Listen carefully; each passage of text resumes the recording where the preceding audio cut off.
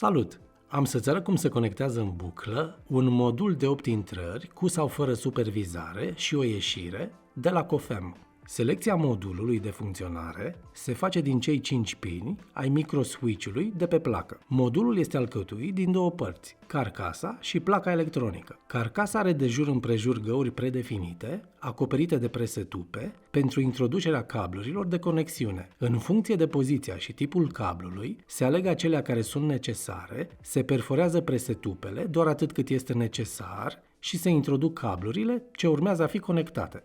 Placa electronică are un rând de conectori inscripționați astfel: -B plus A, -B plus A, -plus IN 1, -plus IN 2, IN 3, IN 4, IN 5, IN 6, IN 7, -plus IN 8 și -plus PIAL. Acest modul nu necesită o alimentare externă și se alimentează din buclă.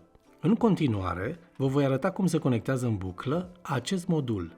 Acesta este firul care vine din elementul anterior. Firul roșu se leagă la una dintre bornele plus A, iar firul albastru la borna -B. Acesta este cablul care pleacă în elementul următor. Firul roșu se leagă la borna plus A rămasă liberă, iar firul albastru la borna -B, de asemenea, rămasă liberă. Înainte de a închide doza, asigurați-vă că tresa are continuitate și că nu sunt cabluri care să poată genera scurt-circuite pe placa electronică.